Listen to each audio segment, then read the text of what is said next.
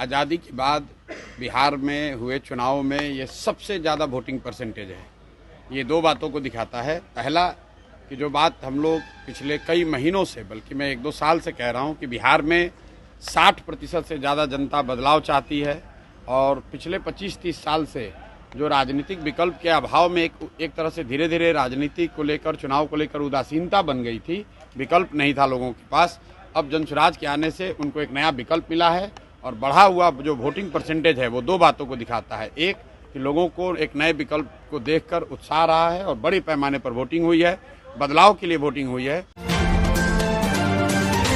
नमस्कार, मैं प्रियंका चौधरी, आप देख रहे हैं ANA खबर बिहार। बिहार विधानसभा चुनाव 2025 के पहले चरण में हुई बम्पर वोटिंग पर जनसुराज के सूत्रधार प्रशांत किशोर ने कहा कि 14 तारीख को इतिहास लिखा जाएगा।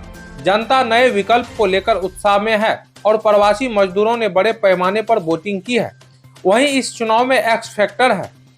वहीं प्रशांत किशोर ने जनसुराज की जीत का भी दावा किया है। उन्होंने कहा कि बिहार में पहली बार युवाओं की वोटिंग सबसे अधिक हुई है। इतनी वोटिंग सरकार बनाए रखने के लिए नहीं होती, बदलाव निश्चित है। 30 सालों में नहीं, आज़ादी के बाद बिहार में हुए चुनाव में ये सबसे ज़्यादा वोटिंग परसेंटेज है।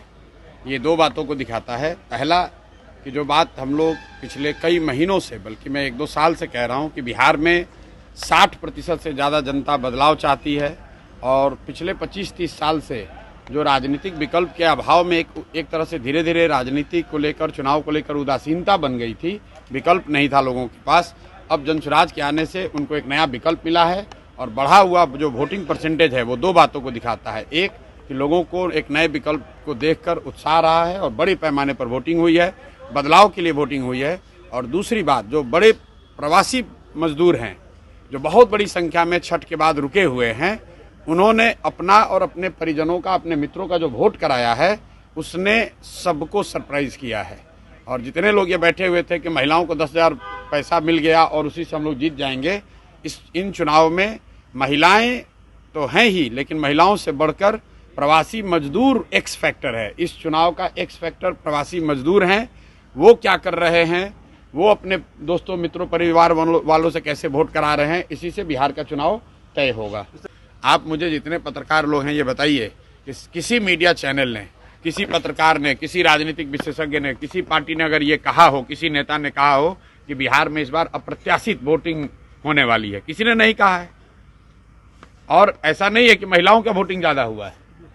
पहली बार बिहार में युवाओं की वोटिंग सबसे ज़्यादा हुई है। सबसे ज़्यादा एग्रेसिव होकर युवा वोट किया है। तो अगर युवा वोट कर रहा है तो अपने भविष्य के लिए वोट कर रहा है, बिहार में बदलाव के लिए वोट कर रहा है, बेहतरी के लिए वोट कर रहा है। स्टेटस को के लिए इतना बड़ा वोट पड़ना यूजुअली संभव नहीं है। 1-2 अपवाद हो सकते हैं, लेकिन जहां कहीं भी पिछले 20 वर्ष में इस तरह से बढ़ चढ़कर वोटिंग हुई है, वहां इनकम्बेंट पार्टियों को, सरकार को खामियाजा भुगतना पड़ा।